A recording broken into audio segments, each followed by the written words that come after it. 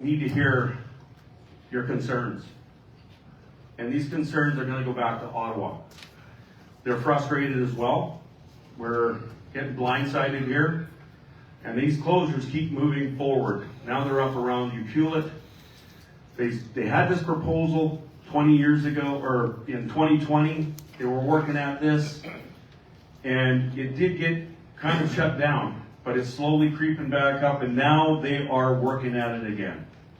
So now we need to get together and get this under wraps here. Let them know what we're about.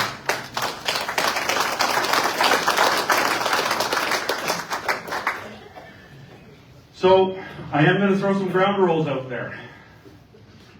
And we know passion can get the better of us. I mean, this is why we're here. We're hunters, fishermen. We love what we do. There's no question about it. You're all here. A lot of hunters here, a lot of fishermen here.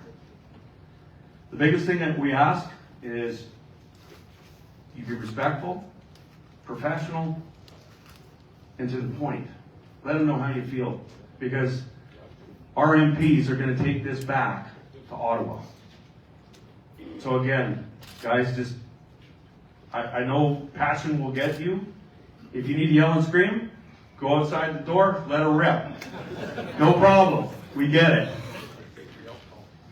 Time limits to the speaker will be 1 minute. So if you can, please get your voice out.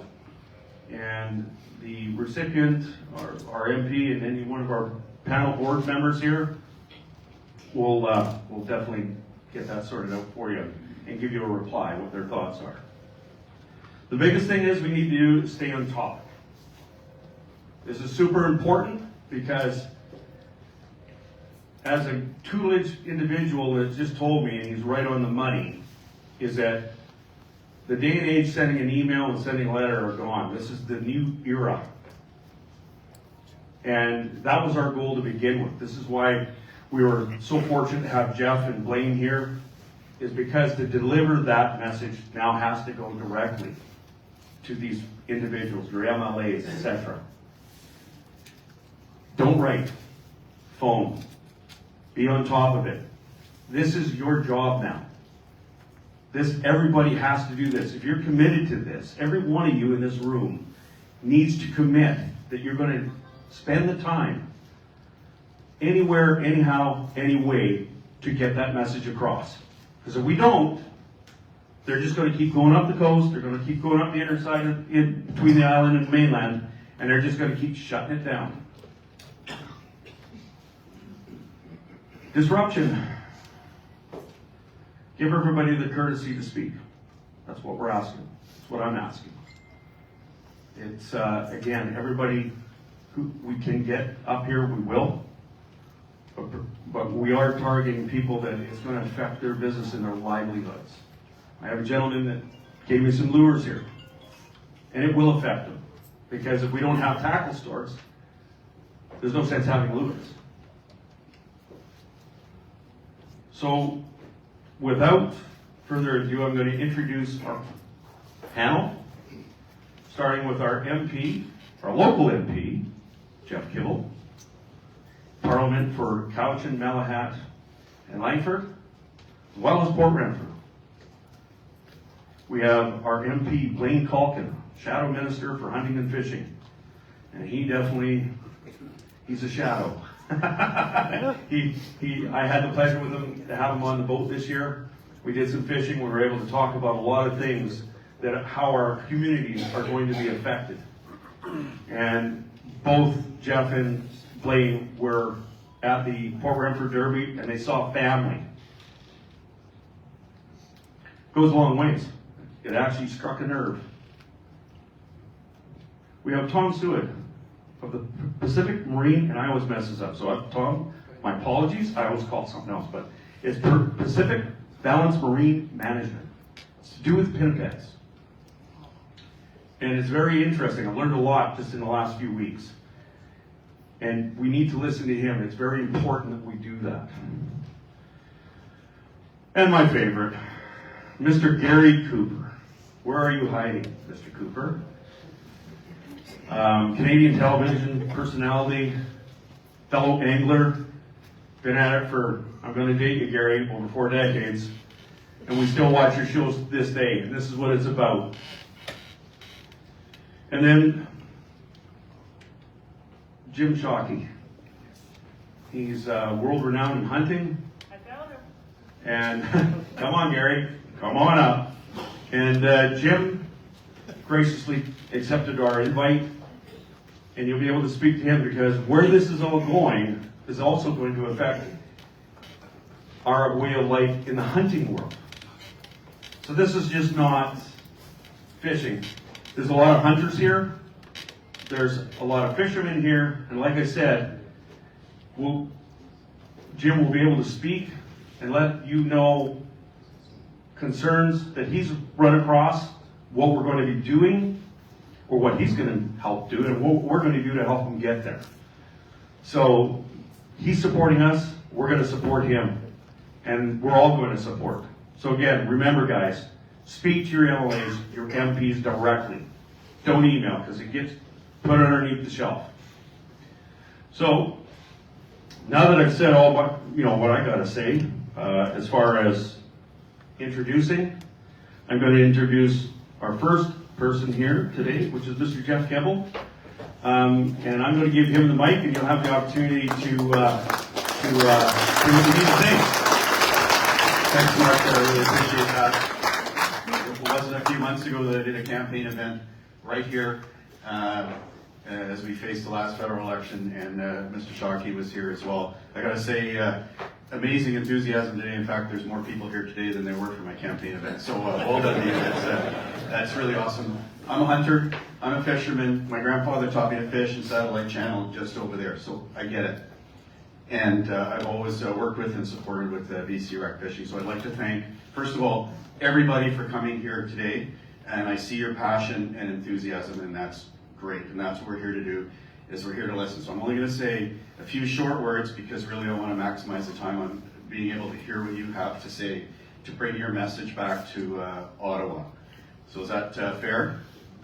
Okay, this is a really important issue. This pending decision from DFO can have incredible impact. So the more information, the more stories that we get, it arms us. And we've been working in the background with BCRFA Fishing for quite a while. I would like to thank my friend Jim for coming. I met with him just the other day, and he's been a big supporter of this community, and we look forward to what you have to say.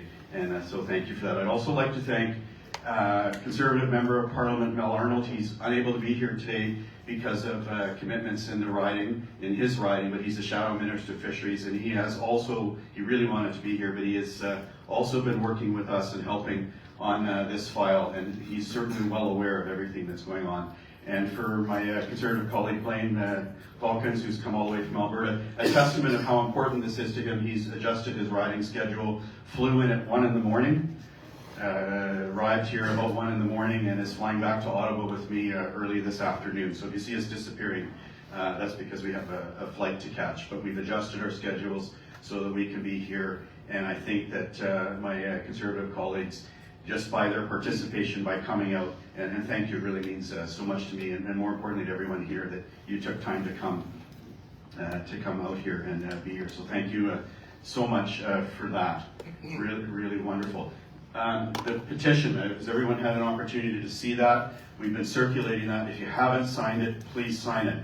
We've been working for a while on this petition. MP Arnold's office has been helping us get the wording right so that we can have some positive impact, have some tools in our back pocket so that we can try and help come up with a decision that is based on some science, is based on some fact, so that DFO understands that yes, we want to protect southern resident killer whale, but we want to do it in a way that is going to be effective. That's the type of information that we need here. Now, we know that this industry, just in Port Renfrew, just in our riding here, is worth millions of dollars, even more so on the south coast of British Columbia. So the impact is huge, but it's more than just the dollars. It's our culture, it's our way of sustenance, it's our background, it's our history, it's our way of living, and we need to protect that as much as we need to protect our whales and everything else. So let's have a science-based decision. We heard in committee just the other day, DFO saying that it's for them more of an art than based on science. So this information that we're collecting, the stories that we're collecting today here, we are taking back to Ottawa. The petition is an old school manual signature petition, which I love. Instead of doing it electronic, I will personally be taking the petition with me at the end of the event today and delivering it to the House of Commons on Monday. That's tomorrow. Delivering it to the House of Commons, time flies when you have, I will be delivering it tomorrow and having it registered in the House of Commons tomorrow. So that's the type of commitment and action that we're taking here. So enough of me talking. Thank you to my panel members. Thank you to everybody for being here. And I look forward to listening. I will be writing notes down as we go. If you have questions, we'll try to answer those questions. And as Mark said, 1 minute, that will allow us to hear the most from everybody. So that's enough for me right now. I look forward to hearing your stories, your information, and your ideas. Thank you.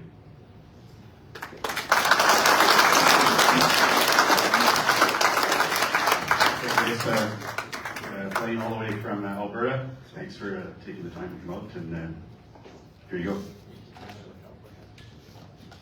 Mark, you want me to, I'm next? Yes, sir. Great. Don't worry about that. No worries. Thanks, Jeff, for that kind acknowledgement. Thank you, everybody, for coming today. I'm not sure what all this wet stuff is that you guys have falling from the sky. We haven't had that in Alberta since about July, so. Liquid sunshine. Yeah. Well, anyway, it's actually nice to see the rain. I haven't seen it for at least 2 months. Where I'm from right now, you can walk across ponds and dugouts that I have never seen dry in all my life. So, that aside, yesterday morning I got up and my son and I went fishing. Last Saturday, my 80-year-old friend went out moose hunting in Alberta. We shot a moose with this crossbow. 80 years old, standing in a tree stand, and Jim Chalky's not the only guy that can call it a moose.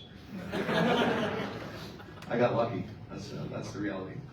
But the point is my 80-year-old friend and mentor Norm helped me become a better hunter, helped me become a better outdoorsman, and my son, who now guides on Great Bear Lake, I took him out when he was 4, 5, 6 years old, went fishing, went hunting, and so you can see the generational hand-me-down of passion, of knowledge, and we just absolutely love it. We love doing these things. I spend all the free time that I have hunting and fishing. I don't ever want my wife to know what I paid for all of these things. So if something happens to me, don't tell her to sell it for what I paid for it. Tell her to sell it for about 3 times what I told her. But this is what we do, right? All of my extra money is tied up in boats and trucks and fishing gear, rifles, which of course the government's trying to take some of those things away right now too.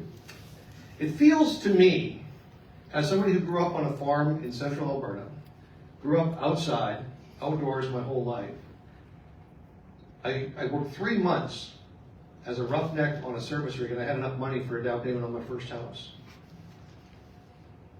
And it seems to me that the country that I grew up in is completely upside down from what I knew most of my life. The things that I value, that outdoor way of life, farming and ranching, the oil and gas sector, are all somehow now a taboo thing to do or a taboo thing to support.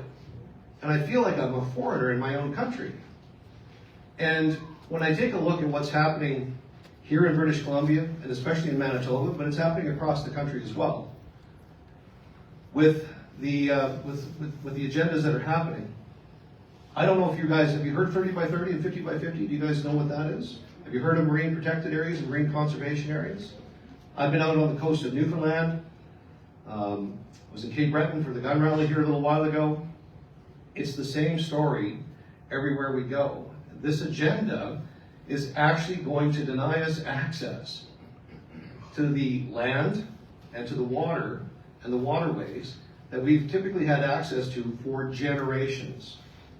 And that's the agenda that's happening right now. I don't need to tell you what happened here recently in British Columbia with the Cowichan decision over on the mainland. And this is an agenda that is going to continue. I don't know if you know this or not, but 89% of Canada is Crown land. And 100% of our water is actually, nobody owns the water. It's owned as a common property resource in right of Canada or our provinces for the benefit of all of us. but that seems to be changing. We've had tremendous success for the last 100 years, a little bit more, with the North American model of wildlife management.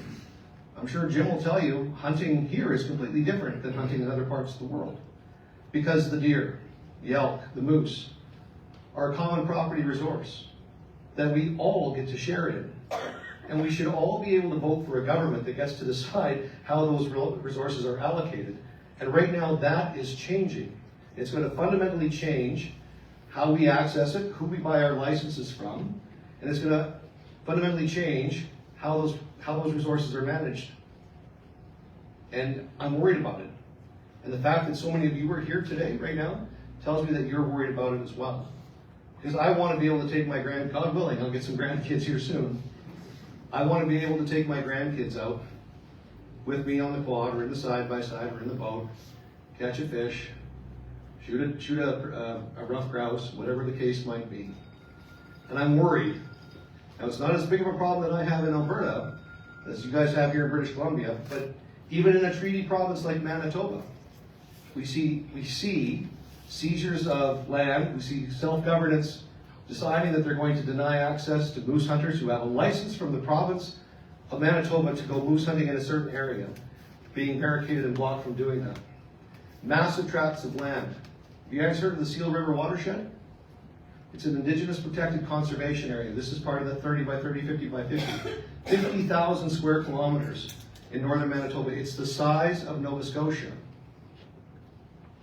And it's going to change completely everybody who fishes there, everybody who owns a lodge there, because the governance of that 50,000 square kilometers will change now strictly from the province of Manitoba to a co-governance model. And nobody here knows what that looks like. I don't know what it looks like. But I can tell you what it feels like. It feels like I'm losing access, and there's closures to places that I go fishing and places that I go hunting. And you guys are feeling it here on the West Coast, I think, more than just about anybody. So I'm here to take that message back to Ottawa, along with your local member of Parliament, Jeff, who's doing a great job down in Ottawa, by the way. We'll express these opinions and thoughts to our leader, Pierre, but we'll also express them when the opportunity arises in the House of Commons. So, while Mark laid down some ground rules, I want to hear the honest truth. So just tell me what you're thinking, tell me what you're feeling, tell me how it's affecting you, and that's the message that I will reflect on your behalf.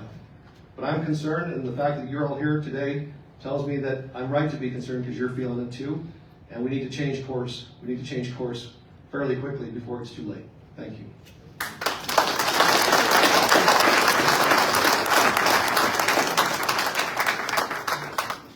We have Thomas.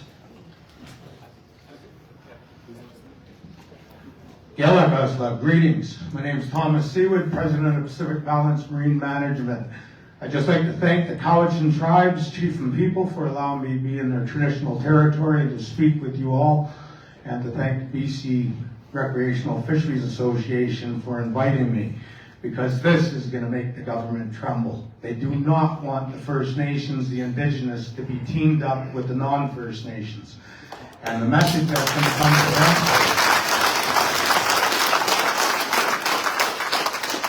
them is we the people have a shared common belief. The only good seal or sea lion is a dead one.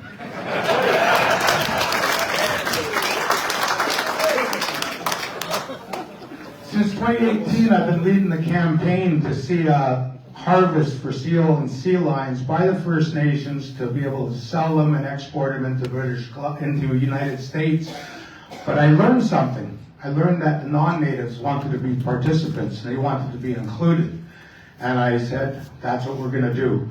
And when we went to DFO, they said, create a marine management plan for seals and sea lions, and we'll look at it and possibly give you license. They ignored it, 3 fisheries ministers. So after the third one ignored it, I initiated a call to the First Nations of British Columbia, and I said, it's amazing what a bullet can do. I'm going to go to the non-natives and get donations. I'm going to convert it to Canadian Tire credit gift cards, and you're going to go forth under the Indian Act of Canada that says you can harvest for food, social, ceremonial purposes, protect your fish, protect your fishing gear, and start popping those seals and sea lions like zits.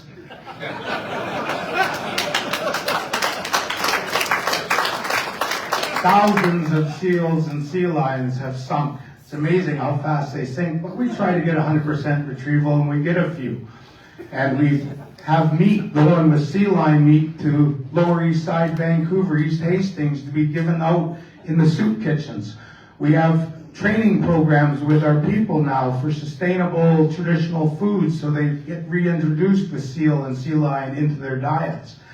And with everyone, I looked at it and I said, I keep getting the same damn excuse from Fish and Game in the U.S. where I live, from the different states. I get it from the Federal Department of Fisheries and Oceans. I get it from the Ministry of Environment. There's nothing we can do. The North American Marine Mammal Protection Act doesn't allow possession by non-Indigenous in Canada or the U.S. of seal products unless it comes from the East Coast commercial harvest of seals. And I said, well, that's what you call socio-economic and cultural suppression of the British Columbia residents, native and non, that we can't have our own commercial seal and sea lion harvest in the west coast of Canada. So I thought about it, and I watched Trump talking, and all of a sudden Pelosi ripped up his speech in the Congress, and I had an idea. I said, I gotta get word, if Trump wins, to him that he signs a presidential executive order for the amendment of the North American Marine Mammal Protection Act, or he rips it up like Pelosi. Well, that day is coming. We have the congressmen from Alaska, from Maine, from Oregon and Washington coming on board, and others. We have Canadian leaders that are on board that we want to see an amendment or the eradication of the North American Marine Mammal Protection Act that the worst invasive species of North America helped develop back in the 70s. They're called environmentalists. And they're the ones that are lobbying government with their millions. And that's why we're not getting what we want. But right here, we're getting there. We have natives and non-natives, organizations, native and non, in one room. And we got to keep this going forth across British Columbia and across Canada, that we the people, there is no definition of native or non-native. It is we the lovers of salmon, steelhead, and other finfish. Because when DFO comes up with a ridiculous, brainless idea of protecting southern killer whales by stopping sports fishing, look at the coastal communities that are destroyed from commercial fishing being the resources not managed properly. I'm a candidate. I had to declare bankruptcy because of the crash of the salmon and herring fisheries when I was a captain. 45 plus years as a commercial fisherman, I've been in those communities that have high suicide rates, death by suicide, alcohol, drugs because of poverty. And that's what's going to happen to the British Columbia residents if they close those areas to sports fishing. Your death by suicide, drug addiction, alcohol will go up and possibly equal the high number that we Indigenous people suffer. So we have to make a stand, and we have to tell those environmentalists, and we have to tell government, like these members of Parliament from the Conservative Party. I was in Ottawa at a SEAL summit a few years ago. I met with the Conservative policymakers, and I said, you need to bring us First Nations into the Conservative policy so that we get rid of the old guard Bubba redneck way of looking at Indians, and we the people form an alliance called Conservatives, and we make change with the government. And that's what we need to do. In the United States, they hate Indians. We gillnet. We do this, we do that. And when I started Pacific Balance Marine Management's Facebook group, I almost quit because all the bigots and all the derogatory negative comments. But I thought to myself, as an Indian, I can't be like the Maori and win an Oscar for a movie called Once We Were Warriors. Because I am a warrior, I always will be, and I will put the bigots in their place. I blocked them, I put their pictures in Facebook and said, this Bubba redneck got blocked because he took out his shit stirring stick and was trying to point fingers and play the blame game. This is proof that pointing fingers and the shit stirring is over for us. We in British Columbia and on Vancouver Island and throughout this province and country will unify Native and non, and we will get the government to listen to us. And we are doing it today, and I thank everyone for allowing me to be here. Come over to my booth. We have a donation box. We take donations. I convert them to Canadian Tire gift cards, and I mail them or hand them out to the harvesters, and we have taken out thousands of seals and sea lions. So many that DFO crawled to me and said to Dr. Carl Walters, Tom, can you give us your harvest numbers? And I said, sure, $300,000 a year for 5 years. I've been a volunteer since 2018, and I need to start forming a group to train people to harvest seals and sea lions ethically, humanely, how to use the products. Go to CanadianSealProducts.ca and see what the East Coast is doing with the multi-million-dollar pinniped industry, and we need to do the same here. Because seals and sea lions, sea otters, cormorants, merganser ducks, grebes, and anything else that eats our juvenile salmon and other finfish must be treated like a coyote, a deer, a bear, and any other recreational or game animal, and with commercial level as well, like the East Coast for pinnipeds. So I thank you very much, and like I always like to tell everyone, harvest the herds. Thanks, Douglas. Now, Gary, you're on deck. Come on up. Yeah, no, you Oh, it's been a long time since I've been in front of a crowd. Normally it's just a camera, and when I'm in front of a camera, I feel quite comfortable. I'll tell you right now, with all these faces looking at me, I feel a little uncomfortable. Anyways, my name's Gary Cooper, and yeah, I've been producing television shows on sport fishing for 37, 38 years now. And we've done over 800 episodes. I've done episodes, one called Nice Fish Junior, which was with my grandsons. We did 26 episodes there. Nice Fish Senior with two old guys, two old farts who hated each other, and it was a great series. And we lost a couple of the members. That was sad. Oh, bring it a little closer? Oh, that's really loud. Okay. And of course, I've done shows that you haven't even seen. I did one series called Real Sexy, which was women in tropical countries in bikinis fishing. And that's been aired in a lot of places. I haven't aired it here yet because I just want to have peace. Okay. Okay. Anyway, let's get to the point. I'd like to really say that Tom just gave a really great talk there. I'm really for First Nations getting involved more. I've even mentioned a lot of times that with our rivers, the most important thing for salmon and whales is habitat. Without habitat, nothing survives. You require, whales require, and so do salmon. And the habitat begins in our streams. And our streams have to be managed properly. Who manages the streams? It's not some DFO officer checking to see if if your hook will pull through a sweater. The people who manage the best people to manage the streams actually is the First Nations. Their whole history revolves around those streams, and they understand those streams. And if more power was given to them for the protection of that habitat, then that floods down into our ocean. When we look at our whales, they say our whales are not getting enough food. Well, these whales are pretty smart.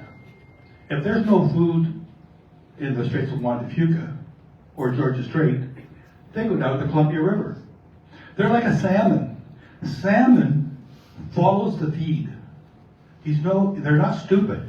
They stay on their dinner plate all the time. That's why when you intercept them down here a lot of times, they may not be interested in what you're interested in, or they're not interested in biting what you're showing them. They're interested in what their feed has been, whether it's feed on the bottom, or shrimp, or even spawn. A lot of spawn fish will feed off spawn. And with our whales, they have no problem in finding the feed. What the problem is the calves die. And they say, well, the reason the calves die is because the mother does not have enough milk for the calves. Well, I don't believe that. I believe that the reason they die is because of the pollutants that we have in our ocean. I would not want to swim half the time in all those waters that flood out of the Fraser River. I would not. If you can take a drone, you can take a drone. You know what a drone is? We call it in the ocean. It's not something you fly. It's something you pull through the water. You can take a drone through the water. Usually, it's used to keep your boat into the sea. Well, what the drone? If you pull a drone in our waters out here, I guarantee you're going to get microplastics. You'll get little bits, pieces of plastic, and that has been done. So these fish, these whales are feeding and in our waters, but they're also living with microplastics. Those microplastics get into the milk, and the calves don't live. Now, I'm not saying this because it's something I think of. If you study killer whales around the world, in Norway, for example, that's their biggest problem. The calves are dying, and the calves are dying from pollution, and that's because our habitat. Now, I'm going to go back because, this is not really our first rodeo. I've been to a lot of these meetings in the past, for example, with the South Vancouver Island Rangers. I was one of the organizers of that. I was the vice president of it. And when we'd have our meetings, people would say, how do we raise money to help protect our fisheries? And we thought, well, maybe we can go to a mall and have a booth and people come, they make a donation. And I said to them, what I thought was, if I went up to a door and knocked on it, and the recipient, I asked them, I said, could you give $20 to help a fisherman? Or to feed a fisherman? They would say no. But if I knocked on that door and I said, would you give $20 to feed a whale? They would give you the $20. So what they ended up doing was creating a net pen in Souk. And that net pen was to raise salmon. They'd get the small smolts from Nitnat and bring them to the pens and raise them and release them, which would allow for more stocks to return to Souk. But their whole jest in doing that was, we are not raising salmon for fishermen, we are raising salmon for feeding whales. Well, surprise, surprise, DFO knocked it down. And I'm telling you what DFO are doing. DFO are wanting to close down our fishery. There's a reason for it, and it's called management. And this is what they did on the East Coast. I went up to the East Coast, and I was able to do a television show up there on lobster fishing. But I had to go to the commercial lobster fishing because it's illegal to catch lobster if you're not a commercial fisherman. They have very few openings in the ocean. They have sometimes a small herring opening and a small mackerel opening. But that is closed. Now, the interesting thing on the East Coast, if you go to Nova Scotia, for example, try and find a tackle shop. You will not find a tackle shop. You can go into Canadian Tire and they'll have a small section. But that's it. And what DFO have done there is they made it so that it's easy to manage that fishery. And they want to do that here. It's a lot easier, This is a big, big coast we have. And it's really hard to manage. They cannot go out and manage it. But a commercial fishery they do, because they create an opening. All the boats go to that one opening. They bring out, and they all have to report, and then the fisheries go out and they manage that small fishery. And that's what they want to do here. They do not know what your numbers are. But they have a good idea what your numbers are because of the pictures you show. Social media is the biggest bitch I've ever known. It's like, person shows a fish, and he doesn't show it correctly, he gets hammered. If a person releases a fish and he doesn't release it properly, he gets hammered. Scientists go out and tell you that you cannot catch a fish and release it without it lowering its survival rate to a point where you shouldn't be fishing. And I'll tell you, most of this bullshit, I've seen a lot of science, and I can sit here all day and talk about the science because I have been a scientist on the water with these fish for a long time. And yes, we are a part of the problem. But I do think, and I'm going to say this right now, I think catch and release is a problem. In 1985, I was one of the first people to show catch and release on television. And the reason I did it was to get sponsors, because all the sponsors were back east, and Italo and the boys, they all had their gloves on, and they would release their fish. Well, I wanted sponsors too, but in order to get them, I had to release my fish. People like Bob Wright came up to me, who owned Oak Bay Marine Group, and said, "Gary, what are you doing? You can't release those fish." Why? He says, "You don't realize what you're going to create if you get the population to start releasing fish." And I thought he was nuts. But I can see it now. Because in social media, if you release a fish any other way besides now the gap release, which can be really hard on fish, I've seen that's another rodeo. Well, you got a problem. And we do have problems. And I don't know how to solve it. But I do know where it's going, and it scares the hell out of me. Not for me, because a lot of us in this room, we've seen the best.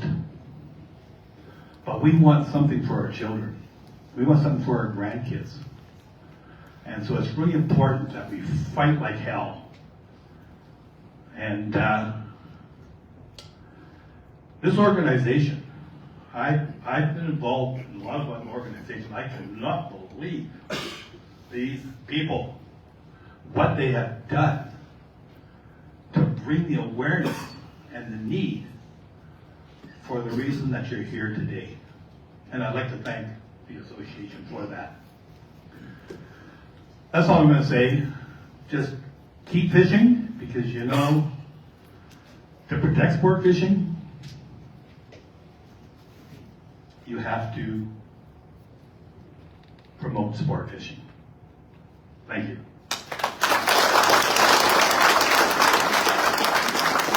Thanks, Gary. Really appreciate it. Well, the next gentleman I have here doesn't need much of an introduction, but Jim Shockey, great to have you here. Love to hear what you have to say. Thank you.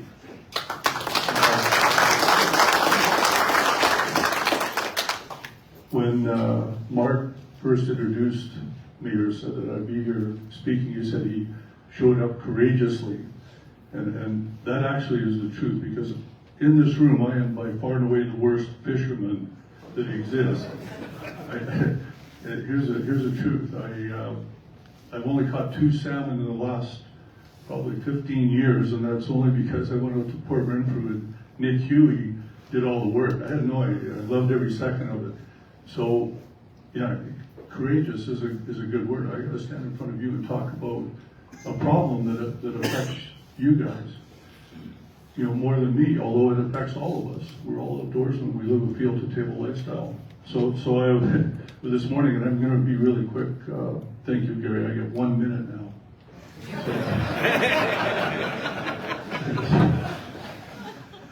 So you know, I was thinking to myself, well, I got to find, okay, first of all, common ground and common sense. Those are 2 things that I think we all understand. So how many here would like to see more salmon? Hold up your hands. Yeah, pretty simple. How many here would like to see more orcas, like everybody wants to see? Exactly, common ground. So I kind of figured that it was going to be, that was going to be the response. We're not the enemy in this situation. So I started doing some research, started going into Google, way deep into the rabbit hole of Google this morning. I found out that in 1970s, there was 4,100 pinnipeds, the sea lions. 4,100. Now today, they say there's 29,000 of them. I found out that there was 500 orcas in 1970s, and now there's 374 approximately with the two groups. Well, I didn't know any of this stuff. I found out that fishermen, commercial fishermen, harvested 23 million salmon in the 1970s when there was 4,000 sea lions. 23 million salmon. Today they're harvesting 2 million. And you guys, the recreational fishery is 500,000. So 2.5 million salmon are being taken by people, and there's less orcas. There's, according to a guy named McAllister, he was a professor, associate professor at UBC. He said that the sea lions are taking 300,000 tons of fish, which is more than the commercial fishery and all you guys combined, the sea lions. 4,100 up to 25,000. So Tom, I may be not quite as exuberant as you and your, with the crosshairs on every seal out there, but here comes the common sense part. Yeah, when you manage for one species, which we did in the 1960s, and by the way, 1982, 1980, it was Justin's dad, Pierre, that with an order in council, which we all know what you can do with that if you own a firearm. His son learned from his dad. He's the one that created the Marine Mammals Protection Act, exactly, with an order in council. So the government decided, that's almost half a century ago, things change, times change. When you manage for more of one thing for half a century, you end up with more of one thing. And so that's got to be changed. And it's not easy to make the government change. I mean, they a lot of people think the government's always right.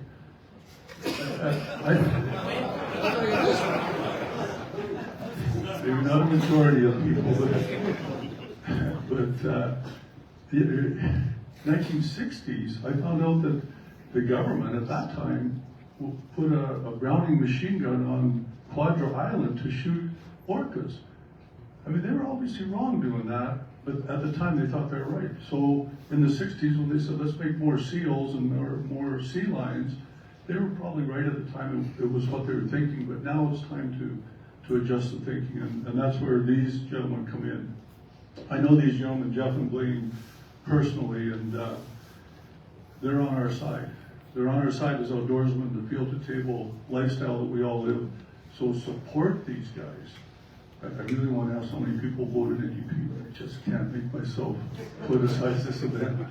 But these are the guys that are working on our side. Let's get a government change, and we'll get these changes in effect. We got rid of the Browning machine gun on Quadra Island, and then we saved all the seals, and first we saved the seals, and now we have no cod. Next will save us, and we'll be all gone. I mean, we have to support these guys. So, yeah, I'm not exactly the greatest fisherman up here to be speaking in front of you, but I'm a kindred spirit in the outdoor lifestyle. I'll do everything I can and support these gentlemen, but we all need to get together. And Tom, you're right, we need to have everybody together, First Nations and all of us, regardless. We can sort out our problems later on, but right now on this issue, we need to work together. Thank you, Ming Huey, for letting us use this great venue. By the way, as club champion, I don't want to change the subject, but you've got to know that this is a great golf course, and really appreciate making it available to all of us. So now I'm done. Thanks, Gary. Thank you. So now we get to ask some questions or comments. Thanks, John. You know what? I didn't expect this turnout to be like this. I'm even nervous. Gary, you're not the only one. I had to even get out of my sweatshirt because I was dying. So, anybody that's got questions or comments, raise your hand. Oh, we got one already, so we're going to dive into that right away. Just a question about the petitions.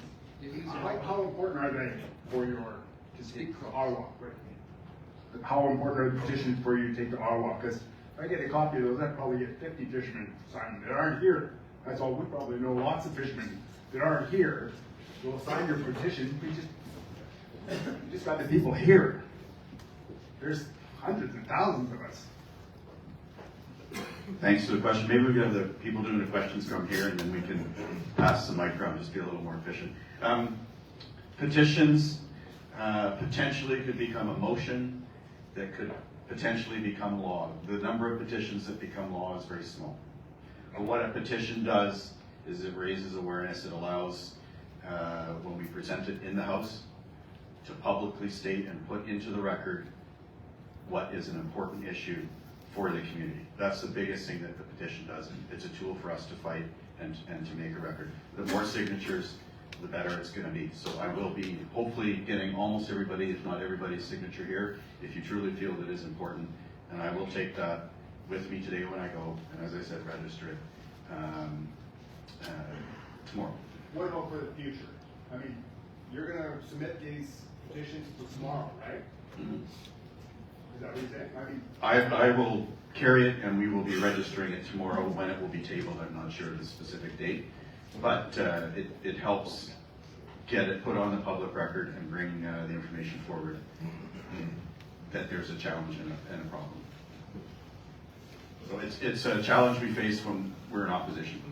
is there any way that I can get a couple copies of your petition? Here it is. Okay. Now, Yeah, and it'll be available online once it's registered. Then the petition will be online. It'll be assigned a number. The wording of it is right there. Gail's handing it around, and there are the clipboards with that. So that's one of many tools. You know, I had. is there any way that I can get a copy of this to you in the next couple of days, filled out with names? Well, we need 30 names, I believe is the correct number for a written petition to make it a legitimate petition. Okay. So any of the names that we get beyond that is a bonus, and we can get it registered right away. So I'm sure that we'll be able to get the minimum number of names today. Awesome. Thank you. very much. Okay, folks. Can you hear me? Okay, what we'll do as we're doing our questions, we'll get you to come up here and stand in line. That'll be the easiest way so the panel can just stay where they're at, and it'll be a lot more organized. So anybody with a question, comment, come on up. Thank you. Hey, thanks everybody. Just a few comments. So I'm a Newfoundlander by birth. I was there when the cod fishery collapsed. I saw the devastation that did to the economy there. And as a local guide, I'm a guide operator at a Port Renfrew. I've been there. A number of my fellow guides are here. And I'm worried. I mean, I don't understand the decisions that are made in Ottawa that are not based on what we see every day. We keep hearing about the fish disappearing. We keep hearing about how there's so few Chinook out there. And I can tell you firsthand that's bullshit. There's a ton of fish out there. And when I think about the impact this is going to have, not only to my business, but to my fellow guides and all the businesses that rely on this, I don't know what the government's planning on doing to compensate us for that if this goes through. So my question is, what is the government going to do if they go through this act, and if they go through with this change, for all the small businesses like myself who are going to be deeply impacted by this? Thank you.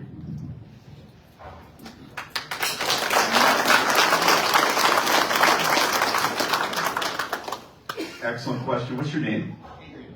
Thanks, Adrian. Did you leave a large sign for me in front of your property during the election? Was that you? Okay, there was a really awesome sign that's on, I think, NBC right close to it. Excellent question. I think our panel and we're very well aware of the financial impact that it's going to have in terms of the devastation it's going to cause in Port Renfrew and in the riding and on the coast. So I'm well aware of that. What will the government do? We don't know. They make a lot of promises, but our job is to bring that message forward to them so they know they need to be doing something. Yeah, I'm worried as well, so thank you for sharing that. That's why we're here, is to take your story forward. I don't know if you want to add anything. They will do absolutely nothing for you. Oh, God, thank you, Chair. I'm a commercial fisherman. Look at what they've done in the last 20 years to us. They haven't given us a dime. And, you know, it's a tragedy. And that's why we are unified, so that we don't see that happen. And you got to remember, know your history. So we commercial fishermen united up in Prince Rupert one year over U.S., taking our share of salmon up in the north, in Alaska waters. So what we did is we closed the anus. We went and took our commercial fish boats and we blockaded that American ferry in Prince Rupert Harbor. And guess what? They listened to us in Ottawa. So if this goes through, you're at war for your livelihoods, your businesses, your homes. Trust me, I felt it. I had to declare bankruptcy because of DFO. So you're going to have to rally your flotillas, your boats, and you're going to have to go to every BC ferry terminal and drop your anchors. Because under the Marine Act, the ferry can't move if you're an anchor behind them. And you're going to close the anus of British Columbia. And Ottawa will listen to you then. That's what you got to do, because the government ain't going to do bugger all for you.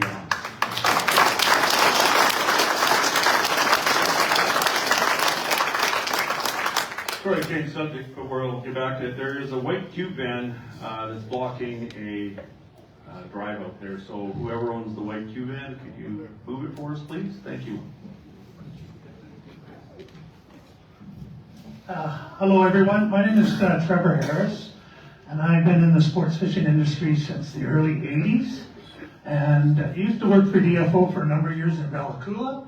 And I'd just like to say to you guys going to government, can we just base stuff on facts, please? Andrew Trice hasn't been mentioned here. He's a leading expert on killer whales, and he doesn't think there's a problem.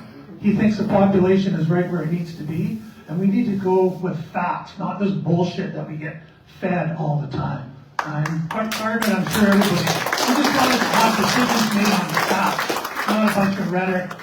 It's embarrassing, to be honest. That's all I have to say. Yeah, you're not. That's a great comment. So I've been doing this job for about 20 years, and what we're up against, what you and I and everybody else that loves this outdoor way of life is up against, is a massive amount of money and effort constantly working against everything that we love and everything that we want to do. So there is money coming into Canada from organizations and foundations that are funding agendas that are shutting down everything that you and I love to do. They shut down pipelines for my folks in Alberta. They're shutting down fisheries. They're using very emotive language, very emotive issues in order to try and get the court of public opinion to move in a certain direction. And it works, which is why it's so important, because they got more money than we do. Right? And frankly, a lot of it's actually government money. There's a lot of government. There's a reason we don't have a balanced budget in this country. The money is flowing to the organizations that are advocating for the things that the current government wants. And things are moving in the direction that the current government wants. So the only way you're going to get the change that you actually want, and you're not going to get everything you want, but the only way you're going to get anything that you want is you need to change the government, because they actually are endorsing and approving of this agenda. And I didn't come here to be overtly partisan. I don't need to be partisan to say this, but I've sat there for 20 years and I've watched NDP and Liberal and frankly Bloc Québécois MPs advance agendas like this in order to create division and in order to pander to their base. And they have millions and millions and millions of dollars. You guys know what PNSEMA is. You guys have heard all of these things. You know what the Tide Foundation is. You know what the Pew Foundation, you know what the Packard Foundation is. You know what all these organizations do. They funnel money to wherever it's going to go and do what they wanted to do, which is basically to shut down our way of life. So what do, right? We're actually the people that do the work. We're not a bunch of organized protesters, right? I went to the very first protest I've been in my life was in Cape Breton a couple of weeks ago, because I'm a conservative. I don't go to protests. I go to work. So I'm out there, and this is it was amazing, the feedback that we got and the people that support it. You've got to win the people, the general public, onto your side. That comes from messaging, that comes from constantly being in the media, it comes from being organized. This is what I love about what you guys are doing here with the BCRFA. You're doing a great job. There's other organizations, but whether you're a charter boat operator, whether you're just a guy that wants to go fishing and take your kids and your grandkids fishing, and whether you're First Nations and you want to have access, you want to create abundance of the species, but you got to tell that story, because right now the CBC, other organizations are telling the story, and they're creating a narrative that says that we've got a problem with southern resident killer whales, and that's taking over any bandwidth that you're getting. So we need to keep, that's why petitions are important. That's why creating a narrative and creating a story is so important. And it does, like if you want to get into the media, you're gonna have to do some things that might make you feel uncomfortable, things that you're not used to doing, but you're gonna have to get some attention, otherwise you're gonna get run over.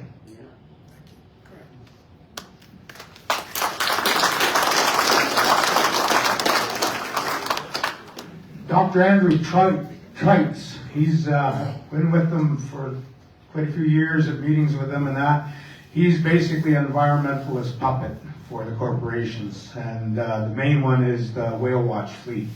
Whatever, if you follow the paper trail on them, you'll find out it leads to Trites. So it's all about keeping the whale watchers going, shut the sports fishermen down. So if you go to Pacific Balance Marine Management on Facebook, join the group. I'll repost in the next few days Dr. Carl Walters. He's who you want to follow. He's who, if you're working with the media, get him out. We don't need that environmentalist puppet on television. We need to get Dr. Carl Walters, because he says it the way it needs to be said. Seals and sea lions got to be thinned out.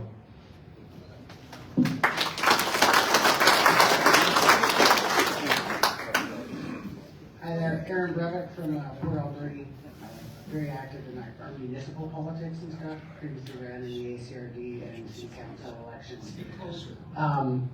I had a concern. I really appreciate how you keep bringing up the word agenda, and I think a lot of people need to realize we're all from different towns, but every council sends somebody to the UBCM, right? Everybody has a representative that goes there, and a lot of everything that we hear, I think the killer whale narrative is BS. And every little law that they're forcing on us with the closures really comes down to what you said. We heard in 2020 they were trying to do this and they pushed it back. It's the Agenda 2030. Go back and look at any of this stuff. Anytime you hear the word global sustainability, if you have a Samsung phone and you look on your app, global sustainability app, you can just send your money to these organizations to help change the weather and do whatever else you want. They have been telling us for decades that they're gonna close the fishing and do the stuff, but when it comes down to all these distractions about the whales and everything that they keep telling us, if we can get the MPs to really look past that, when you see anything that references the global sustainability stuff that they're trying to push through, I know we've already voted in UNDRIP and DRIPA and all that kind of stuff, and they are trying to look for some division, and I appreciate what you say, Thomas, because it's very important we're united on that. But we need to push back, even at the municipal level, to have our councilors, to have everybody understand, don't fall for that stuff, and don't try and take in all the stuff because they're giving you grant money, and they maybe throw the city $10,000 for participating in something. It's all those municipalities that go in and they say, yeah, we're in favor of all this, and then look what happens. They turn around and they're really using it for a much, much bigger picture. It has nothing to do with the whales. But thank you.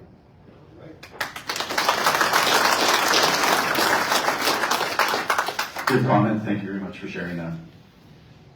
I'm Dennis Summerhays, and I look around this room and there's thousands of years, not just hundreds, thousands of years of experience fishing, and we are just puppets to DFO. Tom, you made a comment to get the First Nations on the side of non-First Nations people. How do we get the First Nations fisheries involved? Money, unfortunately. Honorary mongering, check chasing pigs.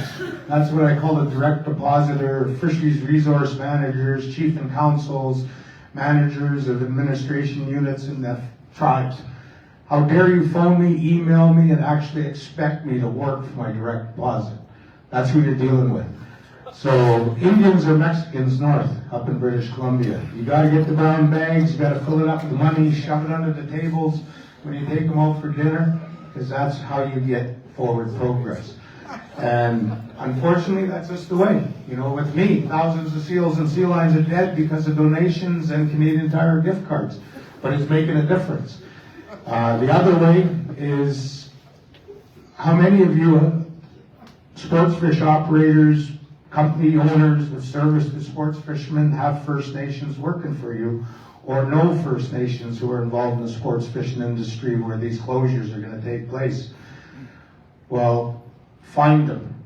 Get their names, get them to me, because I'm going to submit the marine management plan to the 4th fisheries minister in the next couple of weeks. And of course, it'll be ignored. And then I'm going to pass my hat around in a GoFundMe campaign. And my dad, who worked for fisheries for 25 years, retired, passed away a couple of years ago, but he taught me one thing that he taught the fisheries personnel. When those Indians come in and you charge them, and they go, I got a good lawyer anyways, you're going to lose in court. Delaware, Chilcotin, Sparrow, the lists go on.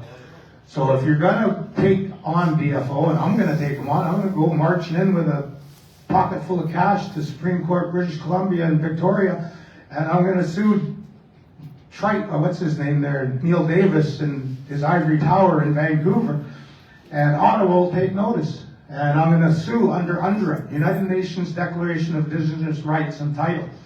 I have a right for socio-economic and cultural development and prosperity under UNDRIP. Canada signed off on it. I'm going to sue Neil Davis on that. Fisheries will take notice.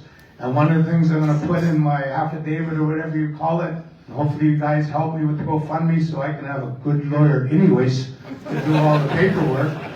And I'm going to be suing for all of us in British Columbia. And one of the things I'm going to recommend is we get rid of the Federal Department of Fisheries and Oceans. If Alberta can get rid of their province from Canada, we can get rid of DFO and BC and have a Ministry of Fisheries and Oceans, British Columbia. So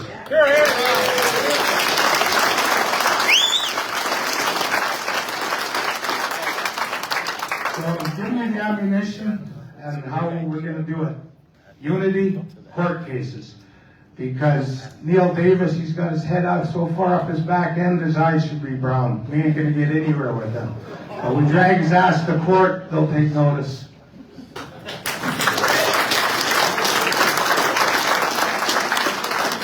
One more question to take back to Ottawa. Why is it so difficult to get the numbers of Chinook returning into the Fraser River year after year? And what did they do with $16 billion? So I've spent a good portion of my time in Ottawa on the Fisheries and Oceans Committee, and they hired a lot of people. There's a lot of people working for DFO in Vancouver, I can tell you that. They spent billions of dollars to try and clean up all of the abandoned vessels, but I think they only got 30 or 40 of them out of the water. They're very, very good at creating bureaucracy. They're not very, very good at creating results. And this is what my leader keeps talking about all of the time as well. More government doesn't necessarily mean a better life. As a matter of fact, it generally means the opposite. So I'm very encouraged what Tom is saying here. I think the worm is starting to turn on some of these things, but the current government is just going to continue doing what it's doing. Like we're going to have we're doubling the deficit this year alone, and our new prime minister has basically, he says he's looking for savings, but I mean that's going to come at a cost in his own riding because he's an Ottawa MP, and that's exactly what happened to my leader when he said we're going to cut the bureaucracy. Now he's my next door neighbor in Alberta, so it's going to take some willpower, but. We can do it. We just need a change in government. We need a change in philosophy, a big change in philosophy in the country. And that comes down to politics, and there'll be another election. There might be another election before Christmas. We'll see how the budget goes on November 4th.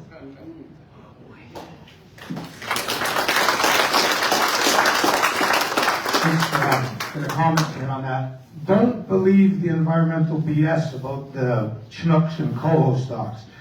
With the thinning of the seals and sea line, we're seeing regrowth of those runs in many areas of the coast. The Columbia River, me living in Washington State, I've been to the Bonneville Dam, I've been to the hatcheries, I live in the Olympic Peninsula. I enjoy a year-round salmon spawn in one or more of the rivers on the Olympic Peninsula, and the reason why? The Indians are popping pinniped heads like zits. I was on the whole river fishing last week, and I seen a seal. I found an elder from the whole reserve, a mile and a half down, 2 aluminums came up, bang, bang, bang, seal is no more. That's the only way we're going to affect it. But don't believe that environmental BS that's put on by the whale watching lobbyist group. They don't want sports fishermen. They want donations to their environmental corporations. And beware of that Pamela Anderson. She's the queen of the environmentalists, and she lives on this island in this valley. She had a billboard up in Victoria, Sydney area. I phoned the company for the billboards that was leasing land from the Indian tribe, and I told that Indian tribe, what the hell are you doing supporting that monster? I said, she wants to end everything you guys want to do, fishing, hunting, logging, you name it. So don't believe the environmental BS about the demise of the Chinook and all that, because 68 to 72% of the Chinook stocks in the South Vancouver Island area come from Washington State, the Columbia River, and Oregon. My dad worked for Federal Department of Fisheries and Oceans. I was privy to those reports in the 80s and 90s.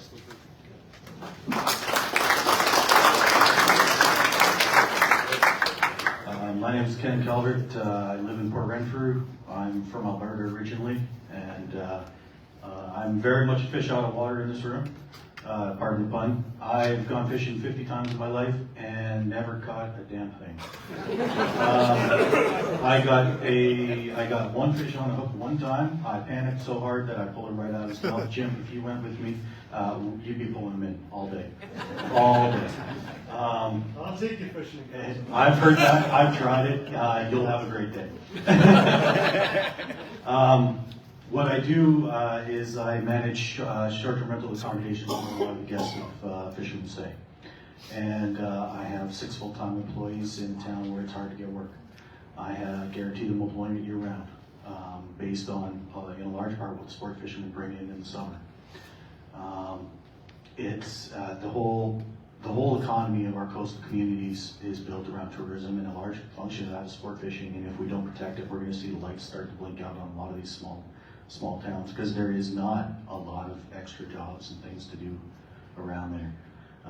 Also on the science side, when you see DFO sending people out, for 2 months in the summer with a pair of binoculars to stand on Pachigat Beach with a bag of weed and count how many whales they see, that's not exactly the most scientific approach to fact finding, and I'd like to see a little something better from our DFO group in terms of data collection, something a little more reliable. That's all I got to say.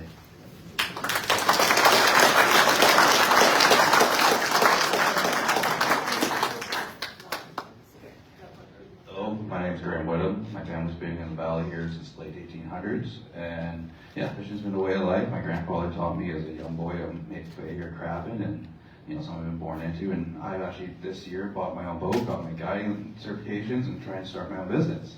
And this is now. The idea of this scares me because, I want to do something I love for the rest of my life and share it with other people. My fishing partner here as well, we're trying to do the same thing, but our own boats, invest a lot of money into it, time into it, and, where's our future? And really, if there's my thing is if there's a problem with numbers, why am I focusing more on the spawning grounds? Like, what's the numbers for that? Because I fish the rivers a lot. I see great returns for a lot of places I go. So but I also notice that some of the hatcheries seem, not empty. Like there's more staff to be there, more things. If there's a true problem numbers, then why are we putting numbers into the hatchery programs if there truly is a problem? But I see personally pretty good returns to all the rivers I go to fish at. So yeah, that's it. Yeah, I agree with you 100%. So, for the life of me, I don't know why the department treats our hatchery programs the way it does, especially the community-based hatcheries, who I don't think have seen an increase in funding now for a huge amount of time. even like, so, I mean, up in Marble River, I'll just give you an example. So I used to, I go to Quatsino Sound from time to time, and they've actually scaled it back. So they had a great program there. They had the hatchery, they brought the fish out, left them at Quatsino Lodge, and the guests that would come there would feed the salmon. They would get to a certain size, really increase the survivability rate, and then all of a sudden we had too many salmon. Like, this is the logic of the Department of Fisheries. We have too many salmon returning. We have too many. I don't know what that means. And this last season, I mean, I don't need to tell you, you guys live here. I mean, I hear about these things in Alberta. Millions of dollars of salmon swam up the Fraser River that could have been caught by recreational fishermen, by commercial fishermen, but a decision was made for political reasons, rather than actual science and fact-based decision-making, that would have increased opportunities for people to get food, for food security. It would have created revenue and opportunities for people along the route for those salmon that were going up the river. And we're not making those decisions based on science anymore. So we really have to get back to evidence-based. We should be posting the information very, very publicly. I think it's a complete conflict of interest for the Department of Fisheries and Oceans to be the science-gathering organization and the allotment organization. It's a complete conflict of interest because they can create whatever science they want to set up whatever allotments that they want to serve whatever agenda or whatever political direction that they need. We should have a complete separate, in my opinion, a complete separation of the scientific gathering component of our environment, whether it's Environment Canada, whether it's the Department of Fisheries and Oceans. That should all be done, and it should be transparent, should be peer-reviewed. That information and data should be put out to be peer-reviewed. We have artificial intelligence right now, which will be a very, very much a boon if we use it correctly in predicting salmon stocks, salmon returns, and that's where we should be putting this out in the public debate. And then the allocation should be done by a different agency completely than the ones that gather the science. It's a complete conflict of interest. And I think DFO, I mean, I can't find anybody anywhere except for maybe somebody who works for DFO that says DFO is doing a great job.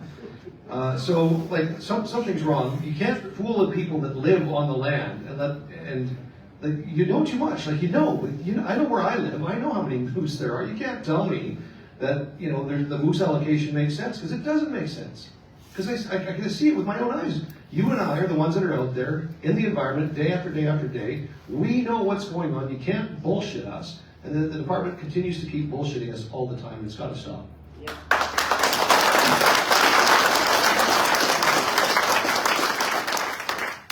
Now, talk a little bit about DFO. I have worked with DFO, and they're too big. I'll give you an example.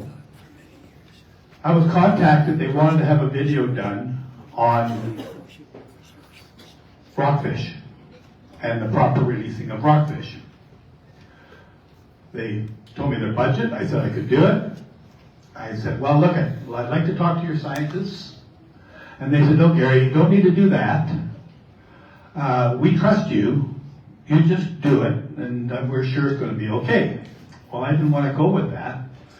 So I said, no, I found a person in Vancouver that I could go and talk, and he was the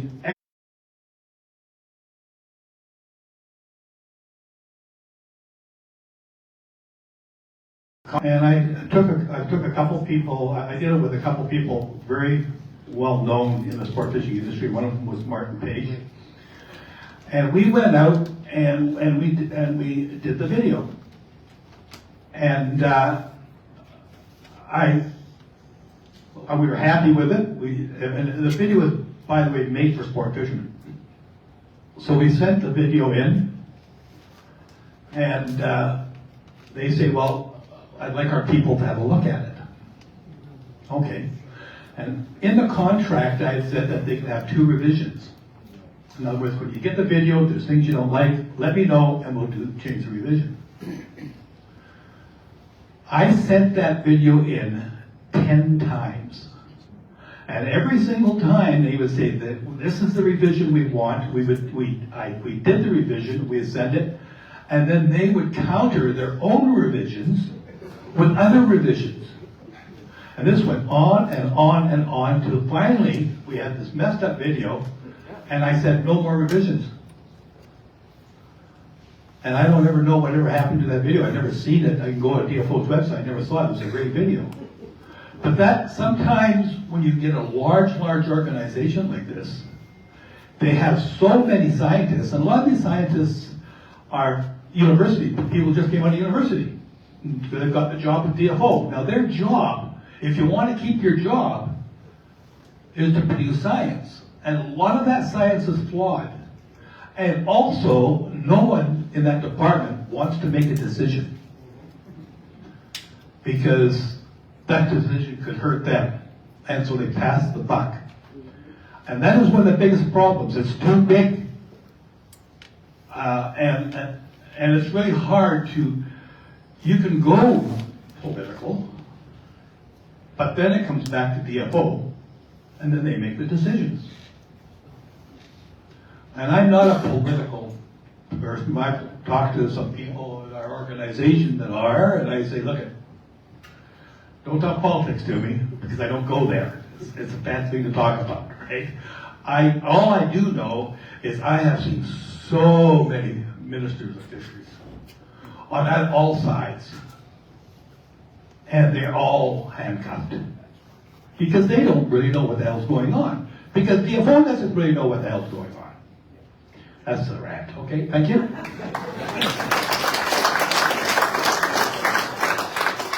Gary's absolutely right.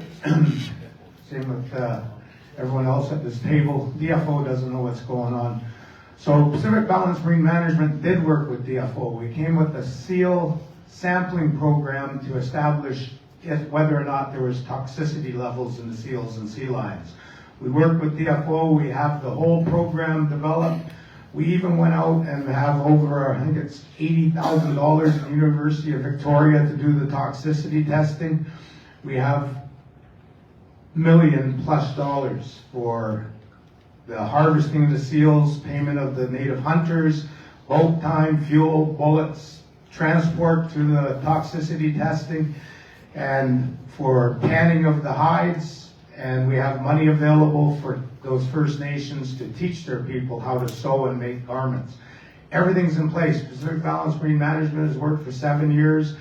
My vest, I'll put it on for you guys. I swim in it. I've lost over 100 pounds. That's how tenaciously I've been at this program, and I shall continue. So reach out to your local First Nations, especially Souk. They got to get something going and remove those sea lions and seals. Nitnat, they removed over 100% of the seals and sea lions. Apparently the back in donation box will be opened up tomorrow. I'll go to Canadian Tire, I'll mail them some cards. There'll be more seals and sea lions removed, probably at 100% level. And that's how we're getting things done. So the politics, they've told you how to deal with the politics and the petitions and the whole 9 yards. Reach out to your government agencies, definitely, to try to get change. But in the interim, go to the ones that are more Canadian than Canadian with the right to harvest seals and sea lions, and pass the message on to them. I have millions of dollars available for them. There is no bloody excuse. Start shooting seals and sea lions so that the salmon stocks go up, so the environmentalists can shut up, because the southern killer whales aren't starving.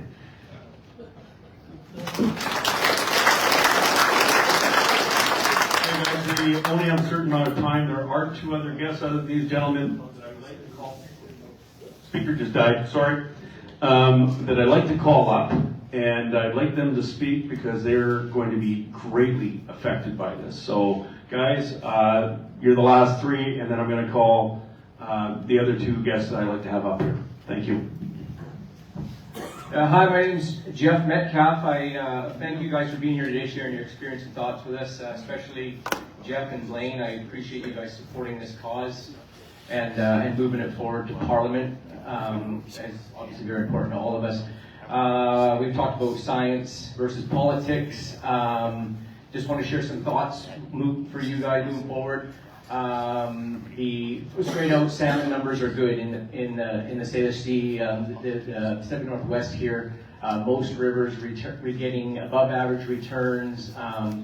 Over 1 million fish are making it to natal streams. These are Chinook. So these whales are not starving. We hear that in the news, that's the propaganda. They are not starving. The National Oceanic and Atmospheric Administration has DNA from every single one of them. And their science says that they are heavily inbred with possibly the same 2 fathers since the 1990s. Somebody mentioned infant mortality. That is one of the biggest effects from inbreeding, right? So that the northern residents target the exact same Chinook that these southern residents are targeting, feeding on, and they've seen their population over double in the last decade on very strong Chinook numbers, right? The southern residents have stayed static. The canary in the coal mine is that their numbers aren't growing per se, but this isn't about food, and that needs to be really clear. This isn't about science. They are heavily inbred, and I don't know what we do to change that, man, other than, getting DNA from a whale elsewhere and somehow getting it into the southern residents. But from my simple perspective, I think they're doomed. But there needs to be known that this is not about a lack of food at all. And to that point, food is a basic human right. I don't care if you're a 5th generation vegan and a 10th generation New Yorker. Your ancestors went out the front door and they killed something, and that's why you're here. And that's every human's culture on this planet. That the right to feed ourselves and is all of our rights. And this resource is doing very well. So what I don't understand is why you're taking Canadians' abilities to feed themselves away from Canadians when there's plenty of this resource to be accessed. To me, that really brings some serious questions, for our fisheries minister. Well, why would you take away the ability for someone to feed themselves?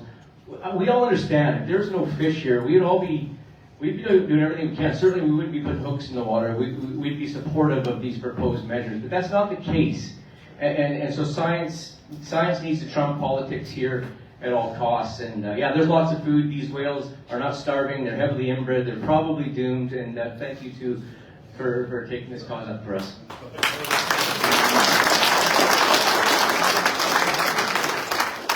Thanks, Jeff. I appreciate your comment and agree. And that's the whole point of the petition, is to bring forward that we need to use science and data. I don't have the same enthusiasm that Thomas does with regards to seals. I think it needs to be properly managed of invasive species, wildlife management like we do on land, we need to do in the water. So we need to get a balance between recreational, commercial, and you're absolutely right. In the last couple of years, salmon stocks have been incredibly healthy, and that's partly because of the good work that the hatcheries are doing. And so we just need to be using, and that's what the petition is calling for, is proper science, proper facts, proper insight as to protect the southern resident killer whales, to protect the seals, to protect the salmon, and to protect people's livelihoods and way of life. And we need a balance between all of that. And that's what we're calling for, is that intelligent, science-based balance for management of this problem. Thank you. My name's Mark Redmond. I'm a 57-year-old island-born and raised fisherman on this island. We are talking about the whales here, so I went down a little Google rabbit hole. When they first started counting the numbers of whales, there was 74 in 1974. We currently are at 73 counting. The reason their numbers are so low is the government at that time harvested over 30 male and female breeding whales that they sold to marine parks. An average age that a whale to mate is between 15 and 20 years. So you haul 30 males, females out of the... That's okay.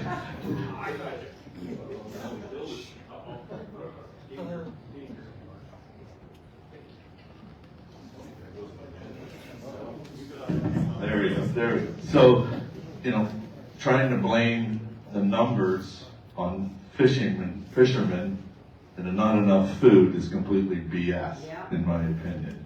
I've been in the water for many years. The last 7 years I've been mainly fishing out of the Salish Sea.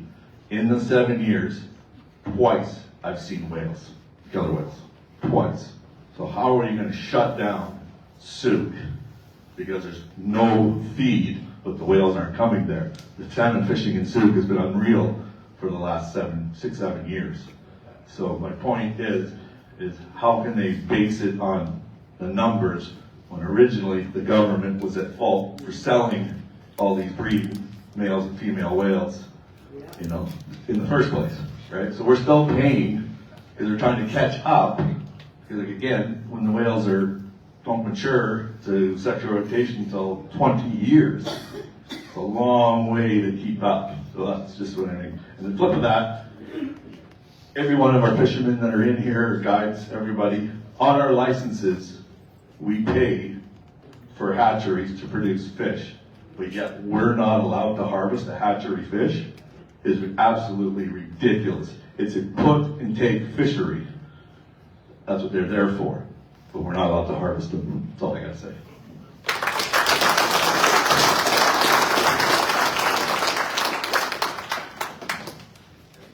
So, can I just ask a question of the room? Can I just do some straw polling right now? I'm not going to presume what the answer is, but I think I know what it'll be. So I know we mark a lot of coho.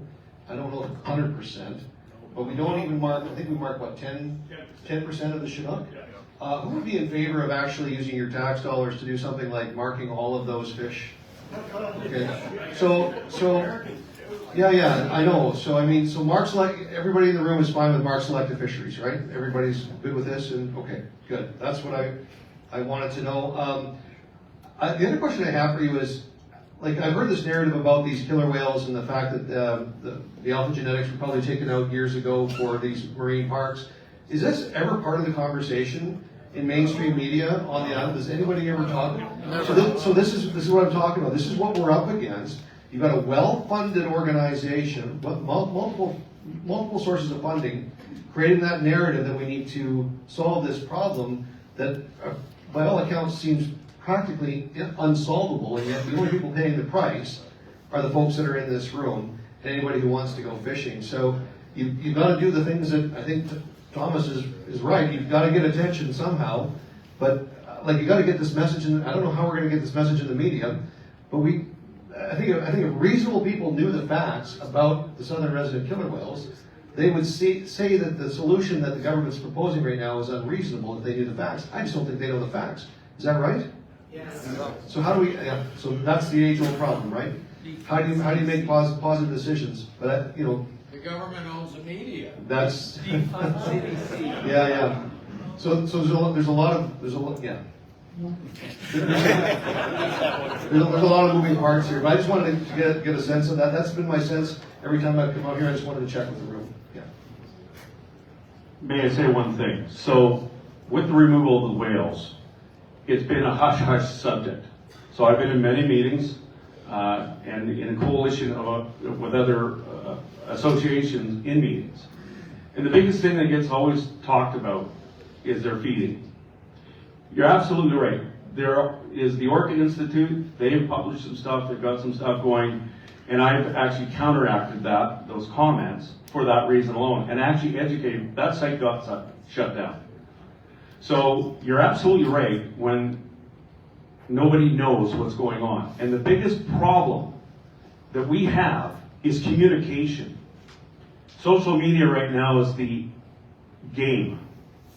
And we just proved something in a week that we could get all you members here to listen, to understand, and to voice your opinion.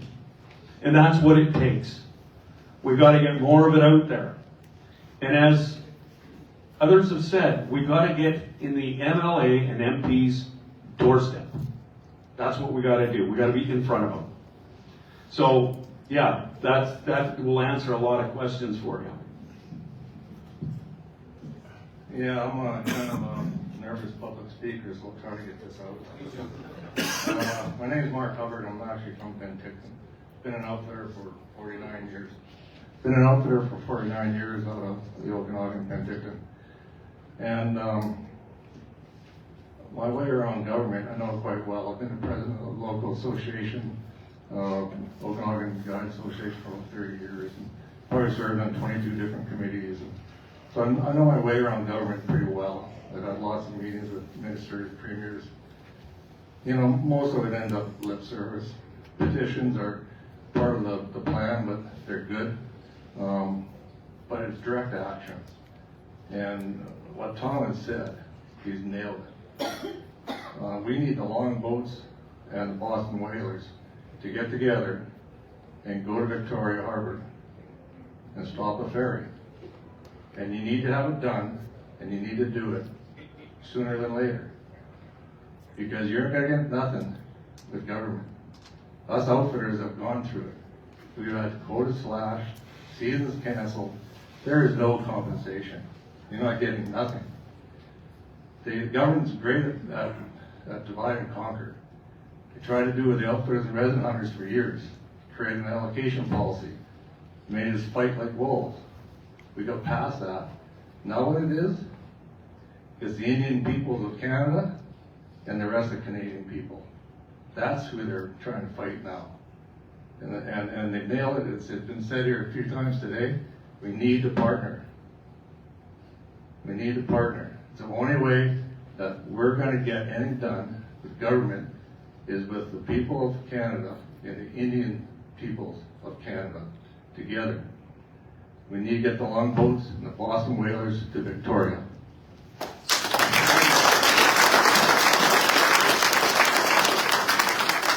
I just want to speak to the previous speaker, and as far as whales are concerned, it's not just the government you're fighting. There are organizations out there which are extremely well armed and very aggressive in their mandate for the whales. We were down at a theater, the Victoria Theater, just a couple days ago, and I think it was a rainforest group that set up with the SFI, Sport Fishing Institute, which really surprised me. Yeah. But, and they had speakers, the very same as this here, and they had films, but they had a filmmaker from Washington come over and go through all the science of the whales. And there were 3 films. It was about an hour of watching these films and then having discussions with the panel. And they're very strong. So it's not just, you have to look at the population. You have to look at the constituents, if you want to say. These people, there's us, and then there's them. There's a lot of people who think that fishermen are just dirty old buggers. Well, we are. But there's nothing wrong with that, right? You know, but they look at it, and then there's the other ones that are like, they're environmentalists. They know nothing about fishing. They know a lot about greens. So there's that whole other part, which is completely separate than what we have, and it is big, really, really big. So not only are you fighting DFO, but you're also fighting organizations, Dr. Suzuki Group, who are big and they have a lot of money, something like that.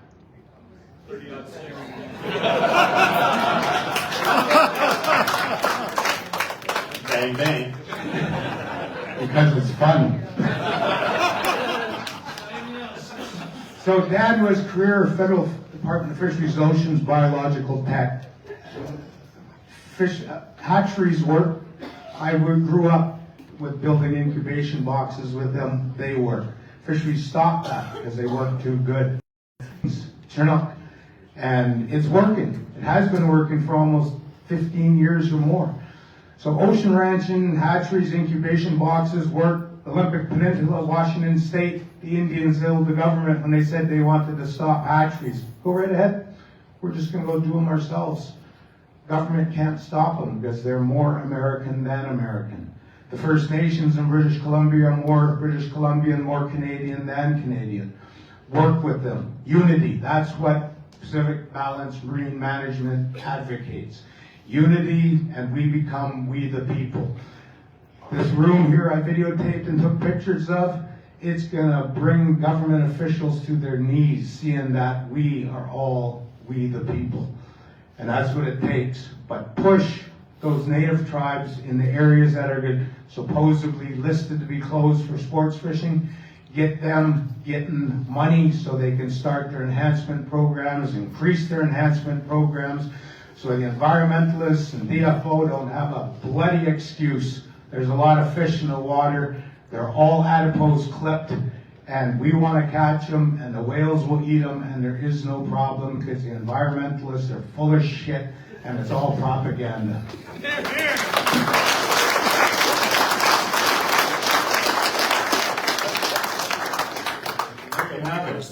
call what it is. And that's the whole idea of this gathering today. It's about business. It's about getting the BS out of the way. I'd like to call on Rex Coburn because this is going to greatly affect him if this all happens. If Rex is still here. Where are you, Rex? I know you're around. I saw you.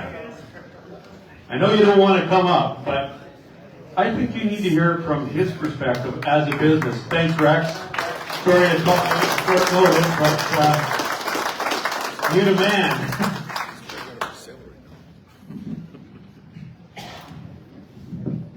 Wow. Thanks, Mark, and thanks for the warning on this here.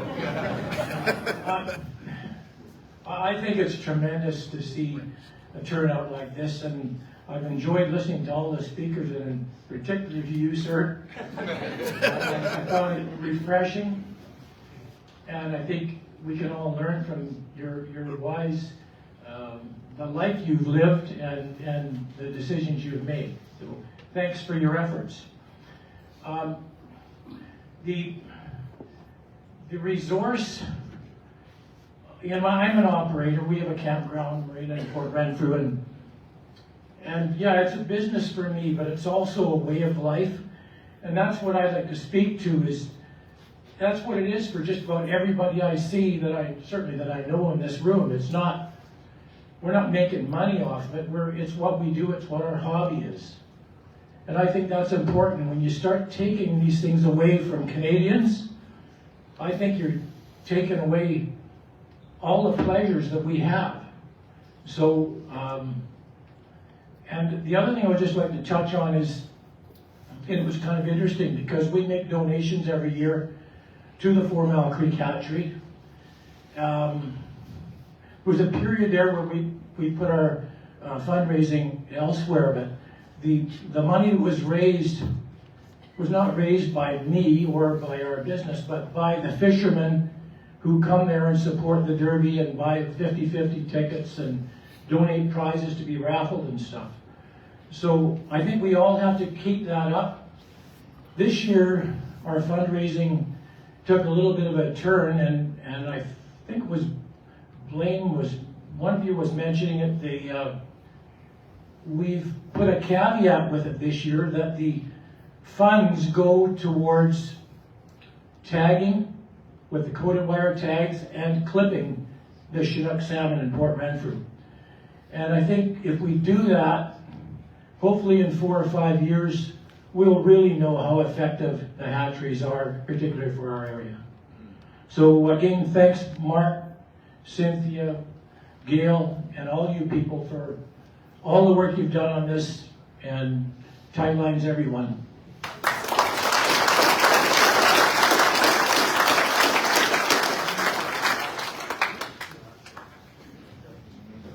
The next fellow who has been advocating for us for a long time, his name is Bob Gallagher. And Bob said, well, I don't need to come up and speak, but I think it's important that you recognize the work that he has done to keep our fishery open and advocate. And I don't think a lot of people recognize it. And I'd like Bob to come up here and say a few words, and I know, there he is. Come on up, Bob. I think it's important that you do this because, I got dragged into this thing about 2 years ago, and I actually got to sit with Bob in a few meetings, and I learned a lot. And I learned a lot from a few other people in this room. So I think it's really important that you just give him a few minutes here, and I'm going to pass it over to you. Thank you, Mark. Appreciate that. As usual, I go to a lot of fisheries meetings. Just looking at the time, and as usual, there's a time restraint how much time you got to put stuff forward. But I'll tell you who I am. I'm an avid fisherman, of course. Started fishing in Brentwood in 1957. Rented a boat from Mr. Adams. My dad did. Took me out. Well, I became a fisherman ever since. Anyway, I gradually worked my way to Port Renfrew. And in 1983, I bought a piece of property on the river. developed it into a sports fishing camp where people bring their own boats. And we built cabins and they stay there. And it's the old story, you build it and they'll come. Well, they did, sports fishermen. So